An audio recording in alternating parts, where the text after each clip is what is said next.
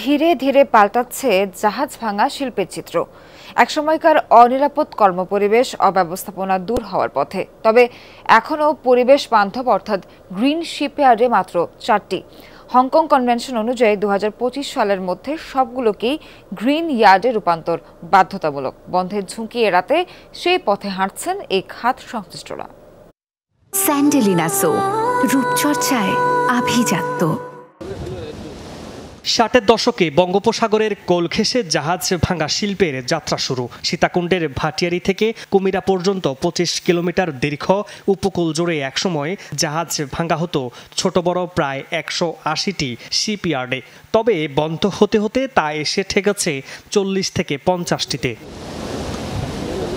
এর মধ্যে পরিবেশ বান্ধব তথা গ্রিন শিপইয়ার্ড মাত্র 4টি। এই শিল্পের কার্যক্রম, কর্মপরিবেশ, অবকাঠামোগত সুবিধা পরিদর্শন করেন ইন্টারন্যাশনাল মেরিটাইম অর্গানাইজেশন IMO মহাসচিব। শুরুর দিকের সময়কার করুণ চিত্র অনেকটাই পাল্টেছে বলে মত তার। In order to continue to develop an area or a part of the economy of the country that solely relies on the maritime sector, which for many years, if not centuries, has been at the backbone of the history of Bangladesh. Green শিপইয়ার্ডে রূপান্তরে খরচ হয় 35 থেকে 50 কোটি টাকা। তা না করলে প্রশ্ন ওঠে কর্মপরিবেশ আর শ্রমিকদের নিরাপত্তা নিয়ে। সর্বশেষ চতুর্থ গ্রিন ইয়ার্ড হিসেবে স্বীকৃতি পেয়েছে KR শিপ রিসাইক্লিং ইয়ার্ড। মন্ত্রণালয়ে প্ল্যান জমা দিয়েছে আরও বেশ কয়েকটি। আমাদের প্রত্যাশা থাকবে সফট লোন, দীর্ঘমেয়াদী লোনের ব্যবস্থা করে দেওয়া, যাতে তুলনামূলক দুর্বল ব্যবসায়ী যারা আছেন ওনারাও যাতে দ্রুত গতিতে এই সেক্টরটাকে আগে নিয়ে যেতে পারে।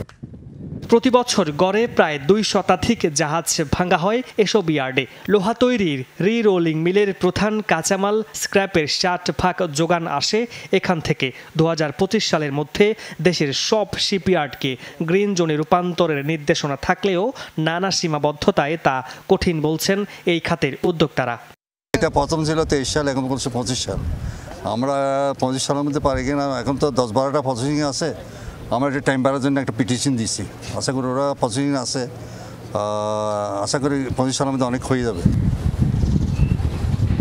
আগামী কয়েক বছরের মধ্যে বাংলাদেশের সব ship breaking yard Hong Kong convention certification rules অনুযায়ী গ্রিন শিপইয়ার্ডে রূপান্তরিত হবে। সেক্ষেত্রে নরওয়ে, জাপান সহ অন্যান্য দেশের জাহাজগুলো ভাঙতে আগ্রহী হবে এখানটায়। আর এর মধ্য দিয়ে দেশের অর্থনীতি আরও গতিশীল হবে বলে মনে করছেন এই খাত সংশ্লিষ্টরা। মামুনুর রশিদ, যমুনা নিউজ, চট্টগ্রাম।